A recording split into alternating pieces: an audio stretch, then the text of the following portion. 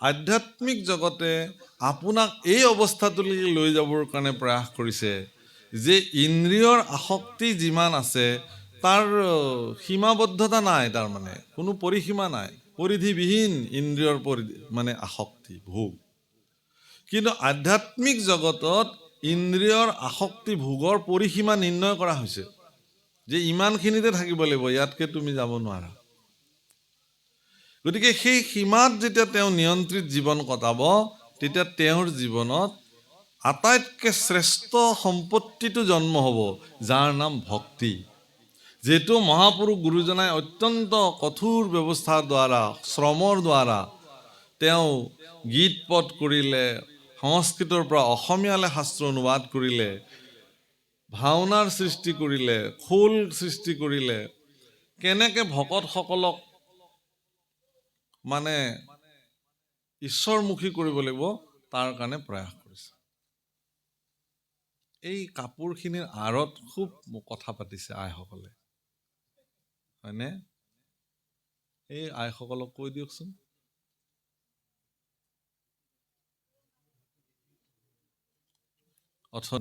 নৰেন দত্ত বাবজনাকে প্ৰমুখ কৰি গায়ন গাঁৱৰ ৰাইজসকলে এটা খৰচ কৰি পেলাই এটা যোগাৰ কৰিছে, বহুদিনীয়া এটা প্ৰয়াস।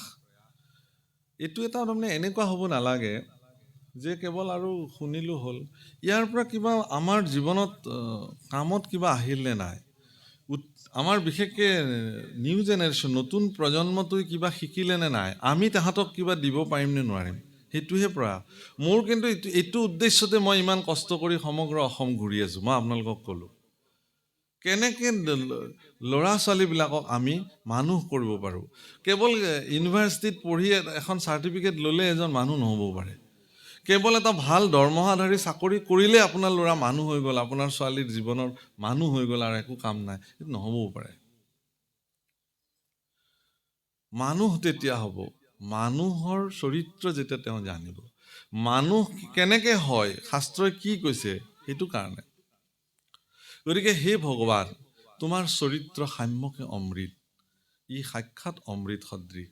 গতিকে এই অমৃত যিজনে শুনে, তেওঁ পৰম প্ৰেম ভাৱ তেওঁৰ ভিতৰত জন্ম হয়। প্ৰেম ভাৱ মানে ইও আধ্যাত্মিক প্ৰেমৰ কথাই কৈছে। বিষয়ী প্ৰেম বেলেগ বস্তু, বিষয়ী প্ৰেম শৰীৰৰ লগত সম্পৰ্ক, আধ্যাত্মিক প্ৰেম আত্মাৰ লগত সম্পৰ্কিত। কেৱল শৰীৰৰ তৃপ্তিৰ কাৰণে যদি প্ৰেম কৰিছে সেইটো শাৰীৰিক প্ৰেম, বিষয়ী প্ৰেম। আৰু আত্মাৰ তৃপ্তিৰ কাৰণে, ভিতৰৰ তৃপ্তিৰ কাৰণে, আভ্যন্তৰিক সন্তুষ্টিৰ কাৰণে যিসকলে প্ৰেম কৰিছে সেইটো চূড়ান্ত প্ৰেম, সেইটো আধ্যাত্মিক প্ৰেম। সেইটো মানুহে কেতিয়াবা কি কৰে, এডাল গছত পানী ঢালিও সেই প্ৰেম তেওঁ জাগ্ৰত কৰিব পাৰে। এডাল গছত যেতিয়া এজন মানুহে পানী ঢালি দিব, দি তেওঁ তৃপ্তি লাভ কৰিব পাৰে, বাহ ইমান ধুনীয়াকৈ এইডাল গছ এতিয়া কিমান, এই খৰাং দিনত মই গছডালত গৈ হিয়াজ ভৰাই, এডাল গছ সেইটো ক'ব নোৱাৰে মোক পানী লাগে বুলি, কিন্তু তাৰ পত্ৰ পুষ্প শুকাই যাবলৈ আৰম্ভ কৰিছে, আপোনাৰ দৃষ্টিগোচৰ হ'ল, আপুনি গৈ এবাল্টি পানী ঢালিছে, আপোনাৰ মন প্ৰেমেৰে ভৰি গৈছে, তৃপ্তি, আহ মই এইটো এটা তৃপ্তি, এইটো এটা প্ৰেম। চৰাই চিৰিকটিবিলাকে কেতিয়াবা খাবলৈ নাপাই পেলাই ঘূৰি ফুৰে পানী এটুপিৰ কাৰণে।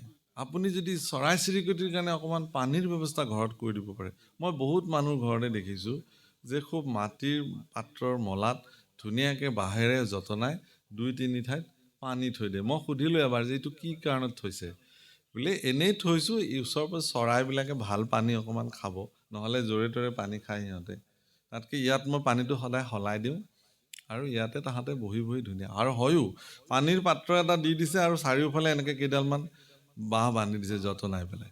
আৰু চৰাইবিলাকক মই দেখিলোঁ অলপ পিছতে যে গোটেই বিভিন্ন প্ৰকাৰৰ চৰাই আহিছে আৰু তাত পানী খাইছে।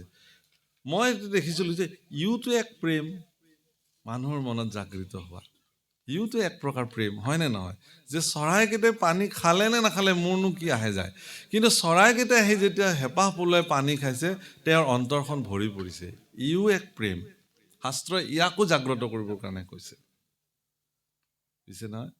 সেইকাৰণে যেতিয়া ঈশ্বৰৰ গুণ শুনিব মানুহে, প্ৰপঞ্চ দৃষ্টিত সকলোতে ঈশ্বৰৰ অস্তিত্ব যেতিয়া মানুহে দেখিব, তেতিয়া তেওঁ কি কৰিব, তোমাক আৰু কেতিয়াও এৰিব নোৱাৰে।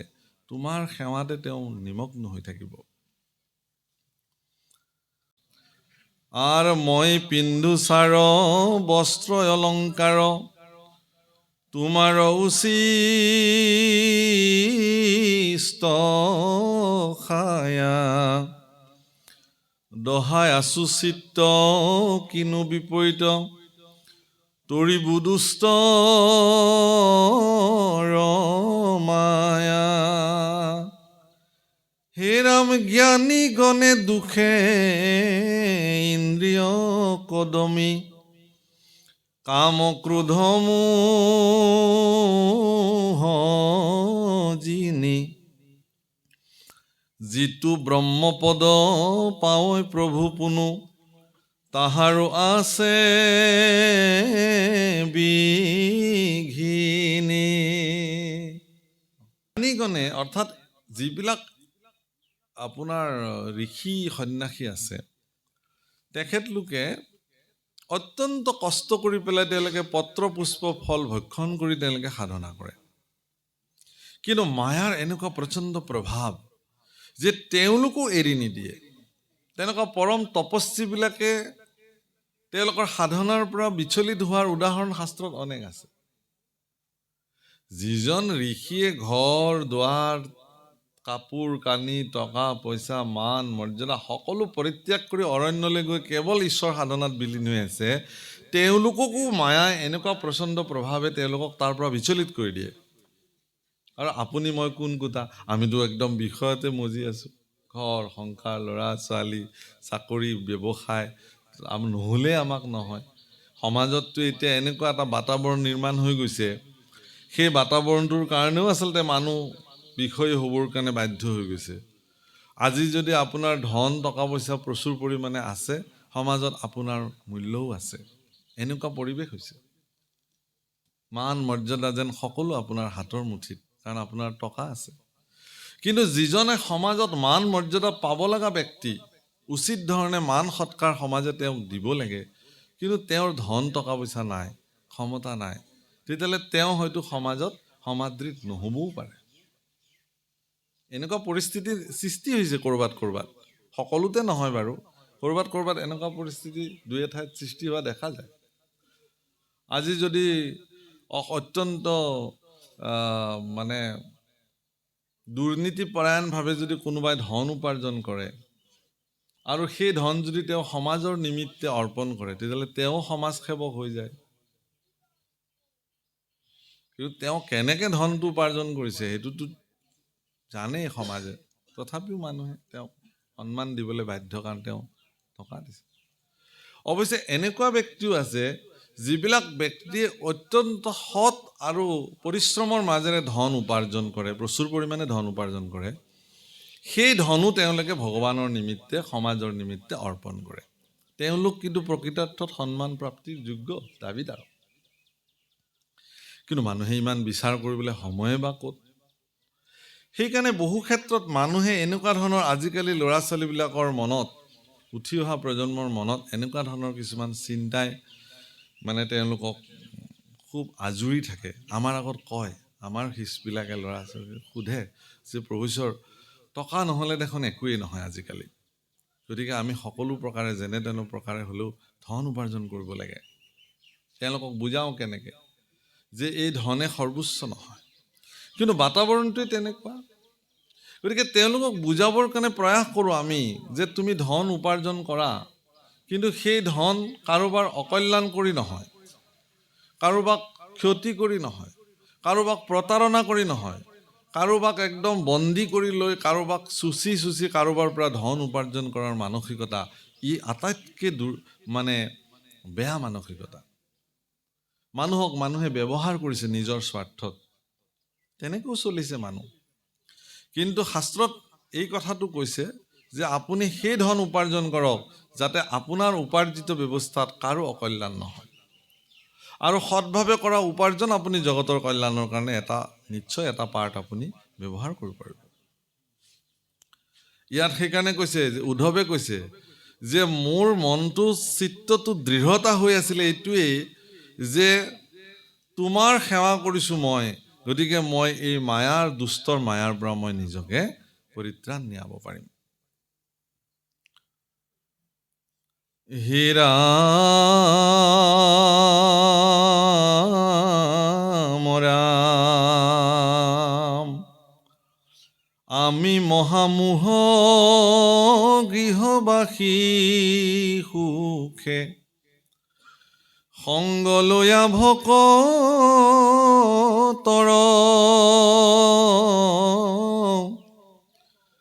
তোমাৰ চৰিত্ৰ কথা শুনিলাতে তৰিলো দুষ্টৰ মায়া।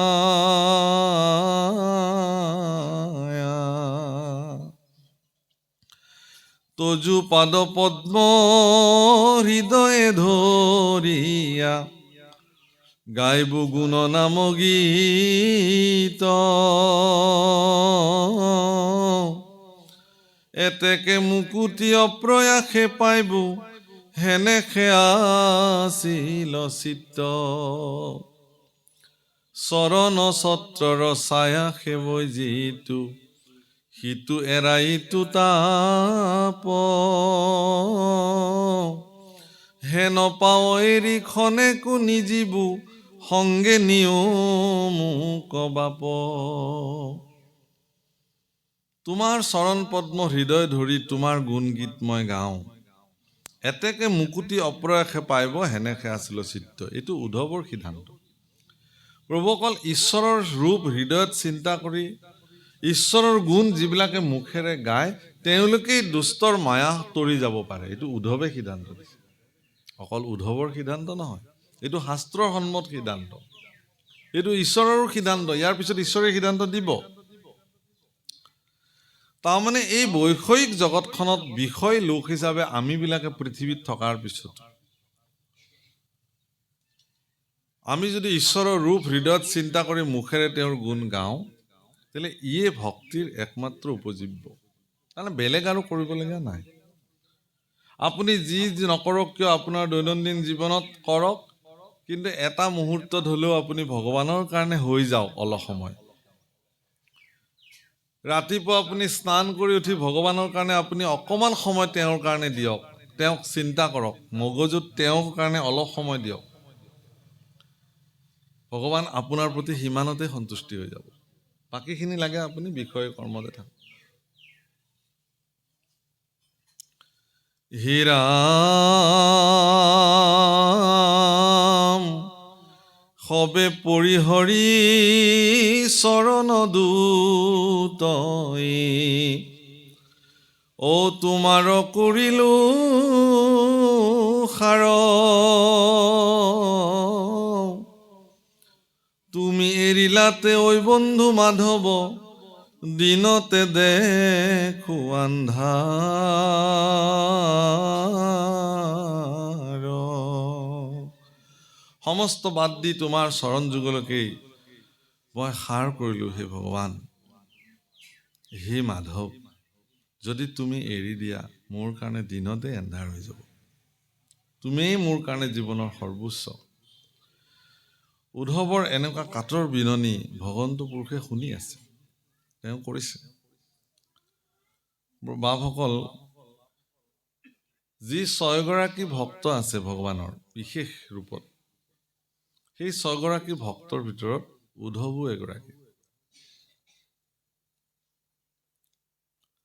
প্ৰথম গৰাকীৰ নাম ল'ব পাৰি হনুমান, দ্বিতীয় গৰাকী জাম্বৱন্ত, তৃতীয় গৰাকী বিভীষণ, চতুৰ্থ গৰাকী উদ্ধৱ, পঞ্চম গৰাকী মৈত্ৰেয় আৰু ষষ্ঠ গৰাকী হ'ল বিদুৰ। আপোনাৰ বিদুৰ হস্তিনাপুৰৰ দৰে ৰাজ্যৰ তেওঁ প্ৰধানমন্ত্ৰী আছিলে, কিন্তু বিদুৰৰ ঘৰত নে বহিবলৈ এখন চকী আছিল ভাল, নে শুবলৈ এখন বিচনা আছিল। তেওঁ ৰাজকীয় সাধন তেওঁৰ জীৱনত প্ৰাপ্তি আছিল, যোগ্য আছিল। তেওঁ মানে আজিৰ তাৰিখত এগৰাকী প্ৰধানমন্ত্ৰীয়ে যি ধৰণৰ সুবিধা পায়, হস্তিনাপুৰ এগৰাকী এখন পৰাক্ৰমী দেশ, হস্তিনাপুৰৰ প্ৰধানমন্ত্ৰী হিচাপে তেওঁ সম্পূৰ্ণ ৰাজকীয় কোৱাৰ্টাৰ বা যিটো আমাৰ প্ৰাসাদ ৰাজকীয় সা সুবিধা সকলো তেওঁ প্ৰাপ্তি আছিল, কিন্তু তেওঁ সেইবোৰ কেতিয়াও নল'লে, তাক গুৰুত্বই নিদিলে। এইবিলাক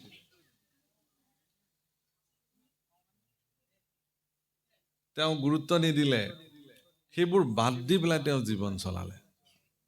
সেইকাৰণে মহাভাৰতত বিদুৰৰ যি চৰিত্ৰ, সেই চৰিত্ৰ আটাইতকৈ উল্লেখযোগ্য আৰু গুৰুত্বপূৰ্ণ চৰিত্ৰ। কিহৰ কাৰণে? যে বিদুৰৰ যি নীতি, সেই নীতিক জগতৰ সৰ্বশ্ৰেষ্ঠ নীতিসমূহৰ ভিতৰতো বিদুৰ নীতিকো ধৰা হয়। সেইকাৰণে আপুনি আপোনাৰ জীৱনত যদি নীতি জ্ঞান ল'ব লগা আছে, তেতিয়াহ'লে বিদুৰৰ নীতি গ্ৰহণ কৰিব লাগিব। মানে কেনেকুৱা? মই উদাহৰণ এটা দিছোঁ, যে যেতিয়া কুৰুক্ষেত্ৰ যুদ্ধ আৰম্ভ হৈ গ'ল, মানে প্ৰস্তুতি চলিছে, সেই মুহূৰ্তত বিদুৰে তেওঁৰ যি ৰাজকীয় পদবীক পৰিত্যাগ কৰিছে, ত্যাগ দিছে, যে মই আৰু প্ৰধানমন্ত্ৰী হৈ নাথাকোঁ।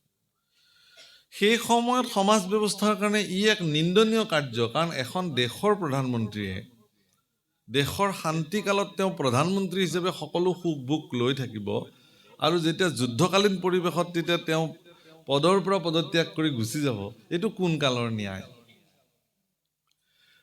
বিদুৰে কৈছিলে যে মই এইখন যুদ্ধত নাই, কাৰণ এইখন যুদ্ধ এখন অন্যায় যুদ্ধ। কৌৰৱে এখন অন্যায়ৰ পক্ষত যুদ্ধ কৰিবৰ কাৰণে সাজু হৈছে, গতিকে মই অন্যায়ৰ পক্ষত থাকিব নোৱাৰোঁ, এতেকে মই প্ৰয়োজনত মোৰ পদবীক মই পৰিত্যাগ কৰিলোঁ। এই বুলি পদবীক পৰিত্যাগ কৰিছে, কৰি তেওঁ তীৰ্থ ভ্ৰমণলৈ গুচি গৈছে। যদি তেওঁ পূৰ্বতে ৰাজকীয় সকলো ধৰণৰ সা সুবিধা গ্ৰহণ কৰি থাকিলেহেঁতেন, তেতিয়াহ'লে কিন্তু তেওঁ পদবী পৰিত্যাগ কৰিব নোৱাৰিলেহেঁতেন, কাৰণ মানুহে তেওঁক এইটো কথা ক'লেহেঁতেন। সেইকাৰণে তেওঁ সকলো পদ আদি পৰিত্যাগ কৰি, ৰাজকীয় সকলো হেৰি পৰিত্যাগ কৰি তেওঁ কি কৰিছে?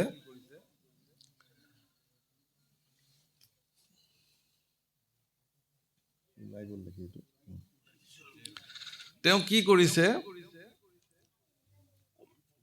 সকলো পৰিত্যাগ কৰি তেওঁ তীৰ্থলৈ গুচি গৈছে, সকলো পৰিত্যাগ কৰি। হ'ব, যাতে তেওঁ কোনেও আঙুলি টোৱাব নোৱাৰে যে আপুনি কিয় গুচি গ'ল। বিদুৰ নীতি। যেতিয়া যতুগৃহত পঞ্চপাণ্ডৱক জ্বলাবৰ কাৰণে মানে প্ৰস্তুতি চলায়, শকুনিয়ে দুৰ্যোধনক কৈছিল যে সকলোৱে গম পালেও এই কথাটো যাতে বিদুৰে গম নাপায়, কাৰণ বিদুৰ ইমানেই ন্যায়ৰ পক্ষত আছে যে তেওঁ যদি কেনেবাকৈ এই কথাটো গম পায়, তেতিয়াহ'লে আমাৰ এই আঁচনিটোক তেওঁ কিন্তু পূৰ্ণতা হ'বলৈ নিদিয়ে। কিন্তু বিদুৰৰ এনেকুৱা ৰাজনৈতিক বিচক্ষণ পুৰুষ আছিল বিদুৰ, যে তেওঁৰ চোৰাংচোৱা ইমানেই শক্তিশালী আছিল যে তেওঁ যেনে তেনে কথাটো গম পাই গ'ল যে এটা সম্পূৰ্ণ মানে লাহৰে দ্বাৰা নিৰ্মিত ঘৰ, যতুগৃহ, য'ত পঞ্চপাণ্ডৱক থৈ বাহিৰৰ পৰা দুৱাৰ বন্ধ কৰি দিব, এখনেই দুৱাৰ সেই ঘৰখনৰ, জ্বলাই দি পঞ্চপাণ্ডৱ সৈতে কুন্তীক তাতে বধ কৰিব।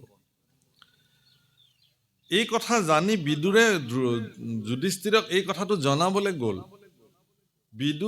বিদুৰে যুধিষ্ঠিৰৰ ঘৰলৈ খোজ লোৱাৰ লগে লগে কেনেকে গম পালে শকুনিয়ে?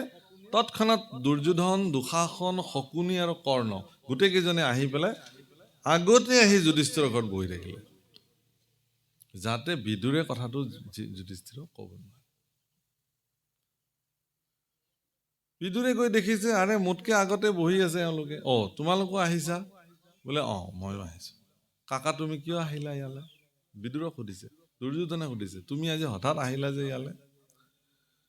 কৈছে, নাই মই বহুদিন হ'ল মই এওঁলোকৰ খবৰ লোৱা নাই, এবাৰ আজি খবৰ ল'বলৈ আহিলোঁ আৰু, অন্য বেলেগ একো নাই।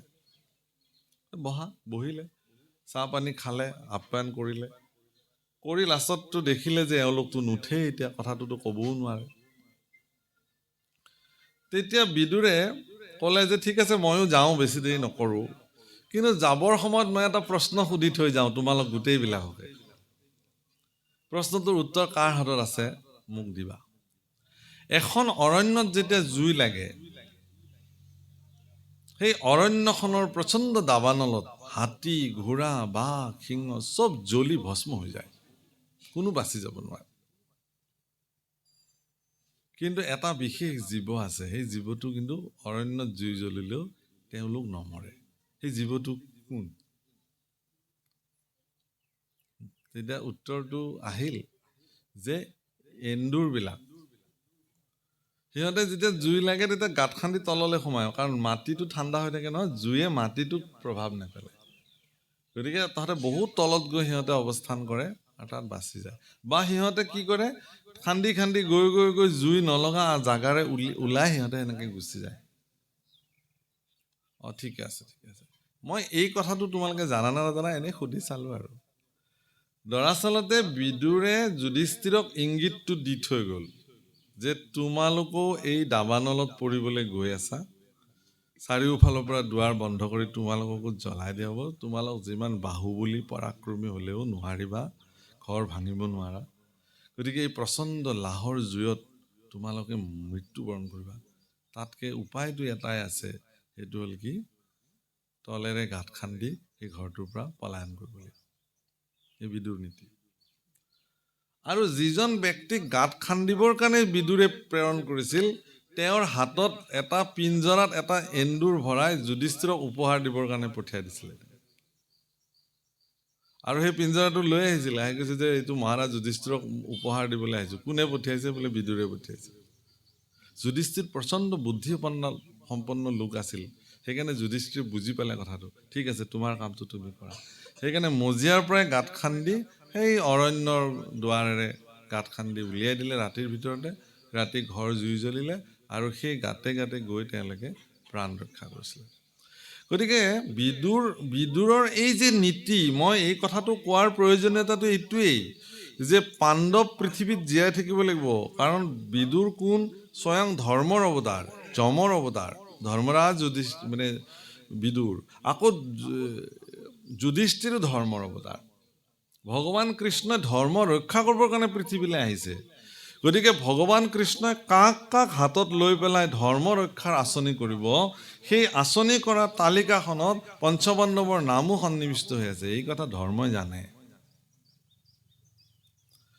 প্ৰভুসকল, আজি যে আপোনালোকে এই কামত যিসকলে ইয়াত সহযোগিতা কৰিছে, এইবিলাক কামত লাগি ছাতি আছে, ঈশ্বৰে তেওঁলোকক নিৰ্ণয় কৰে আচলতে এনেধৰণৰ সমাজৰ কল্যাণকাৰী কামত কাক কাক লোৱা হ'ব।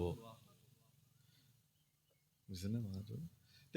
তেওঁলোক নিৰ্বাচিত হৈ যায় ভগৱানৰ দ্বাৰা। সেইকাৰণে তেওঁলোকে আহি ইয়াত কাম কৰিছে, বেলেগে কৰা নাই। আপোনালোকে নাভাবিব, এই অনুষ্ঠানত যিসকলে লাগি ছাতি কাম কৰিছে তেওঁলোক পৰম সৌভাগ্যৱান। কাৰণ পৰোক্ষভাৱে হ'লেও ভগৱানৰ পৰা তেওঁলোক দৃষ্টিত নিৰ্বাচিত লোক, যে মোৰ কৰ্মৰ কাৰণে তোমালোক নিৰ্বাচিত হৈছা।